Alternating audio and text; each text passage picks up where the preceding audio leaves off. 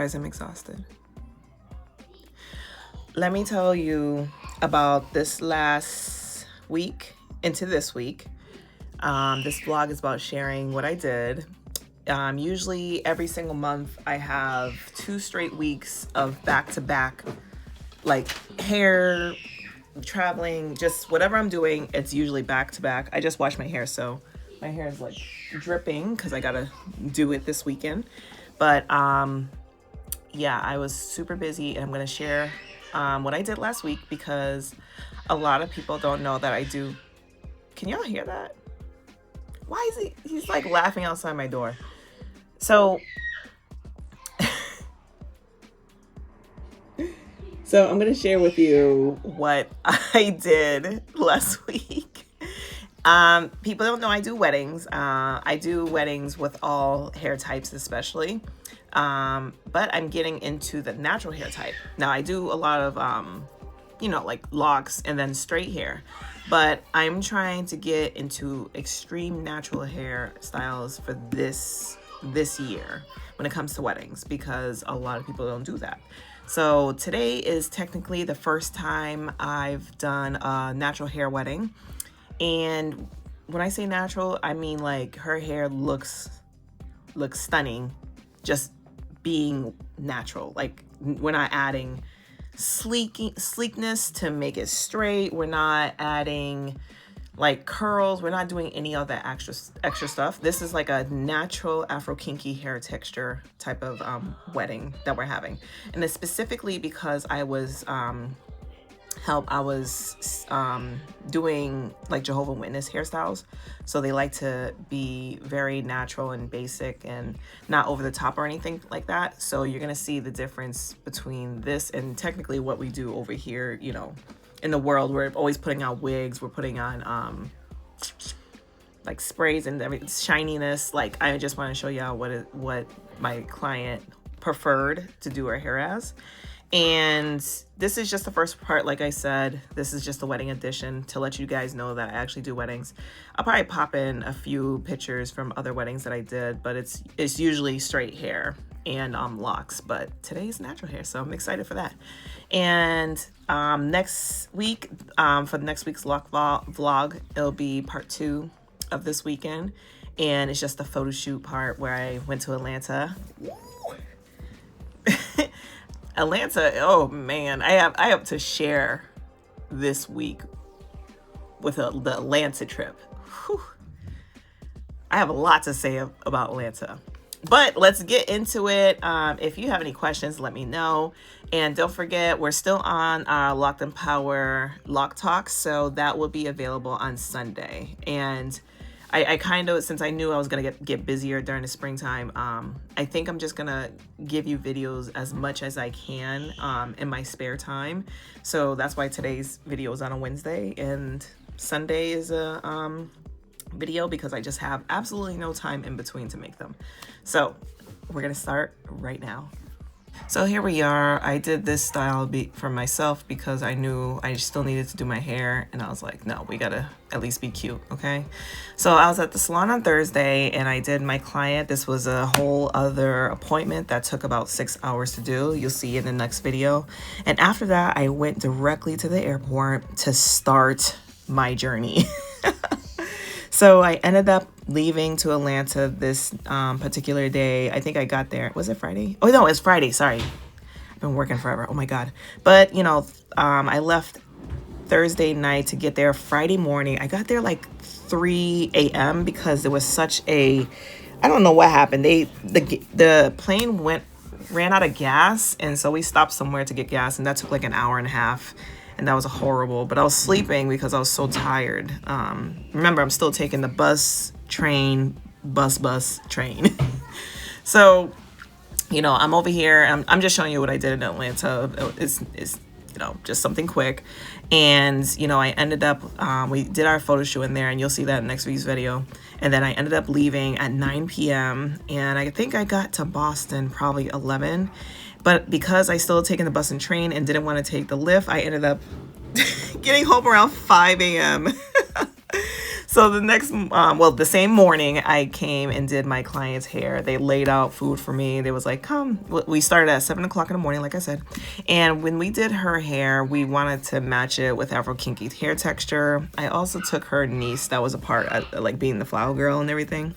So we did clip-ins, and we just made a bun because she didn't want to sew in, because she just wanted to take out her hair immediately after, or sometime after.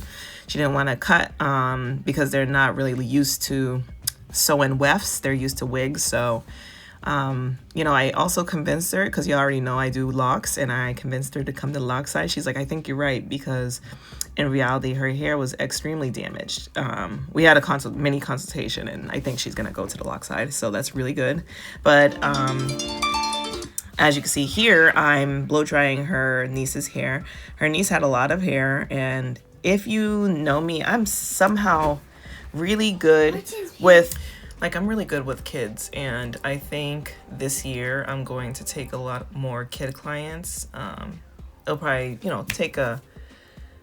be less of a stress for moms and dads who need their kids' hair to be done. But yeah, I'm somehow really good with kids. They don't really cry when I do their hair, even with locks. Like, I don't know. Maybe I just because I know about hair being pulled, and I know my mom used to do that like crazy. So if you ever had your hair braided when you was younger and so tight that when you go to sleep you feel your hair being rebraided, that's how tight my mom used to braid my hair. And oh my goodness, it was horrible. I'm like still traumatized from it. But yeah, I use all of that on even my tender-headed clients. I'm very soft, and for kids, because kids, black out when they get their hair done. So I don't want that type of experience during my services, because I would lose interest fast on doing your hair. So I know how to do their hair a certain way where they're not going to do all that. And she's like 8 years old. So, well, she's really mature too. So she wasn't like, oh, stop. No, because a lot of, 8-year-olds still do that. So I got to take her niece's head. It was great. It was quick. All we wanted, her mom wanted to do was actually just have her hair in a bun similar to the bride's hair. So that's what I did. And I use, for both of their hair, instead of using like a very slick, thick pomade type of product, I used a gel, like a curling gel, so that it could just, although flatten a little bit, but also show their natural waves in their hair, so that it was a little bit easier to take out as well. Because if you use those other products, it's harder to take out, and it suffocates the follicle even more. So I thought this was more of a healthier approach. And as you can see, her hair is now laid down a little bit more, and we added the crown on it. So this is the final look. Oh, really bad with the camera. So yeah, this is how it looked. It came out amazing, and all I wanted to do was show the brides, the maid of honor, how to take this off and put it on, because everyone was still getting ready. And I wanted them to not really mess up, because we already pinned the crown down, because she's gonna keep it there. But I wanted to show them how to take it in and out, and also tuck it behind the crown so that it's not being shown. So as you can see, I'm just right there. I'm spreading it out. Her dress is really big too, so this would help, position it correctly. And we did have a slight issue. I think this is a different veil, because the other veil we had only was for the back. It didn't have the front area where you flip it, and that's what she was going for. And so I had to make sure it was positioned correctly and didn't snag on anything. And yeah, right there, I don't think I put bobby pins in there. I put it only in the crown, because I wanted the crown to hang on the most, because she was gonna just be with the crown a lot more than the veil. And I was just showing her how to position it. Like I said, it was nice. There was no makeup touching it yet, because we didn't start the makeup. Oh, let me get with the makeup. Before, I did mainly the bride's hair, and the flower girl, and then I did the mother's makeup, aunt's makeup, and I didn't do hair for them, but just the makeup. But when I tell you, the makeup artist who came, now mind you, you know, she was late, and I was like, dang, you can't be late on, you know, weddings, because, you know, you got to go in sync with the hairstylist and a makeup artist. But, you know, everything worked out together because we started really early. But when it came to the makeup, girl, and men who are watching this, I definitely appreciate the makeup that this makeup artist did. She tore it up, right? And this is the first time I've done makeup in about 2 years. So I'm just coming out, and, you know, when I was starting with the makeup from the aunt, you know, she had a lot of discoloration and pigmentation. You know, it was 2 different tones, and I haven't done makeup in 2 years. So I was a little bit nervous at the time because I haven't done like I did not do anything makeup. Like usually I do, not even for my own face, I didn't do it that much. So I was a little bit nervous on how my products would be because they're more, what is it? The airbrush. So it looks more like skin compared to actual makeup. So I was nervous because I haven't just got to keep up on it. And, you know, they also had dark spots too. But when I tell you, I got a little bit nervous with the other makeup artist because I was like, that her stuff looks like what the makeup is nowadays, and I haven't seen it in person since then until this wedding. And I was like, ooh, I probably gotta step up my game, you know? But I ended up, when she came out all fully dressed, I was like, oh, never mind. And I also did her daughter-in-law's makeup. So honestly, I would specifically say that coming out of postpartum depression, since 2023, it has been harder to actually, you know, provide services for people because I'm overthinking on what I used to do compared to what I can do now. But I needed to stop thinking like that and get out of my comfort zone by getting back out there. And that's what I use this weekend to do, because this weekend signify what I used to do all the time before pregnancy. So I did critique myself a little bit, because when I wish I would have, we were so busy, but I got the makeup artist who did the other, the bridesmaids and the bride. Like I took a video of the bride, at least you can see her makeup. Just flawless, right? And mind you, she was late. So her work spoke for herself, where you can't even be mad. You look glamorous. And I was just like, that is amazing. And on top of that, I haven't seen that that type of makeup, the glam makeup that everyone's doing now, in person. I always see it online, but when you see it in person, you're just like, you weren't even late. One thing I will say, a few of the clients, so the difference between my makeup and this is not at the makeup artist at all. She does perfect makeup. Like one day I could be there, but the crowd, you know, the crowd is what I talk about and who it is. So I provide makeup services for those who don't want makeup or want to wear makeup to look like a different person. So when I use the airbrush method, it just looks like your skin, and then you know, eyes are glam and lips are glam. So when the crowd is Jehovah's Witnesses, and they like to look like their regular skin and just a little bit of glam when they do these events.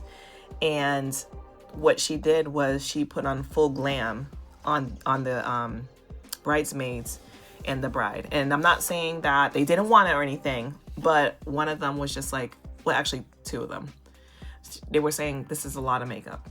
They just kept on repeating it.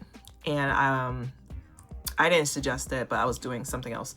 The lady was like, why don't you just tell her to kind of take some off? And that's what they did. She's like, my eyebrows are too big, you know, etc. You know, there's too much. That's what she said. And when she came back, they took off some of the makeup on her. They toned down her eyebrows. You know, sometimes you got to kind of read the room on who your client is.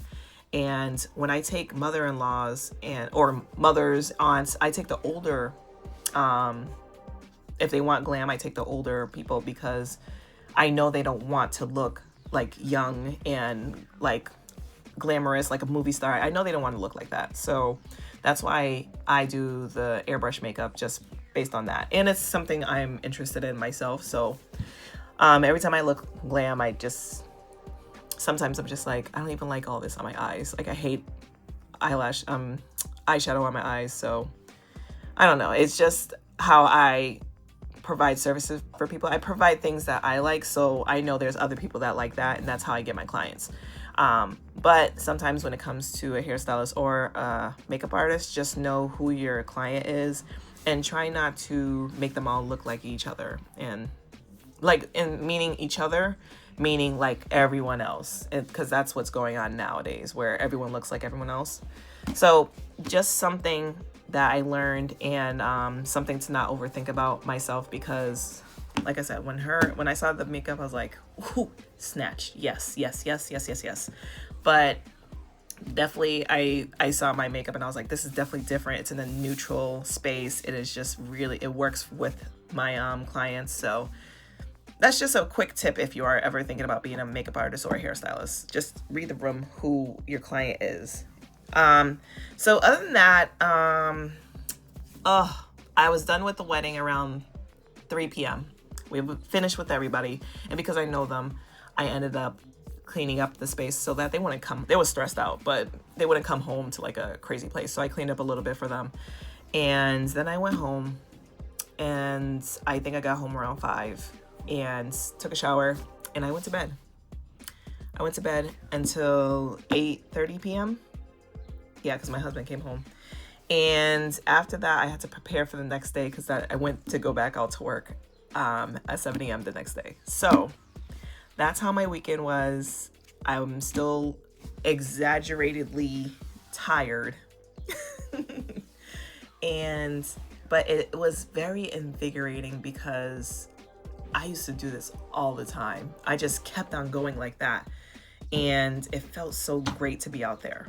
So we will be working on more natural hairstyles along with, the other wedding hairstyles that I provide. But that's what I want to get into. Definitely there. And another tip is just to be prepared. Just have everything prepared because, like I said, I was working from Thursday all the way to Tuesday, nonstop. Like every day was something. And then I had to fly one whole day to Atlanta and come back the same day. Like, it was a lot. So I might do a video on that, just how to prepare things like that. But I prepared it 2 days in advance. I prepared my clothes. I prepared each bag of each day. I had a different bag for each day. So I was able to come back home, take a shower, and go. That's how quick it was. And yeah, just being prepared is good. And let's see what else. I ended up... No, I'll do that in another video because I don't want to give what I did. But y'all saw a little bit of what I did. And I ended up booking another client for May. Yes, May 31st. So I have another client for May 31st. I'm trying to take it slow because I don't want to overwhelm myself. But I have another client for May 31st for a wedding. And I try to do it like 1 or 2 weddings a month, back in the day. But now I'm like, ooh, the way everything's going where everyone's getting married and then everyone's just getting out more, I'm just still gonna take my time. Okay, so other than that, it was beautiful. I loved it. Let me know what you thought about the whole wedding ordeal. Would you ever get into weddings if you're gonna be a hairstylist or a makeup artist? Who would your clients be? My clients are just people who are just natural. So think about your client. These are people who they go out to events a lot. I go for the more quieter type of people. I go out whenever I network. I do a lot of like, what are you interested in? How do you want your makeup to look? Things like that. And then I let them know if they can actually be a client of mine. I don't really sugarcoat things when it comes to gaining clients. So if you are into sugarcoating, it's not going to work for you in this industry. Okay. So other than that, I just got to brush up on my skills. I got to brush up on my makeup skills. I got to brush up on my hair skills. Like, it's going to be serious this year because I feel like a change coming because this weekend was amazing. Other than that, Let me know if you have any questions. This was my wedding edition. You'll probably see a lot more weddings. That's what I'm doing. Don't forget that I have my Lock Talk on Sunday, Locked in Power. We're continuing that series. And then the next video for next, I'm not even gonna tell you the day. I'll wait till next week to let you know that day. But we'll do the second addition to this series that I'm making right here. And other than that, I'm tired. I'm so tired. Like, if I could just go back to sleep. I'm so tired.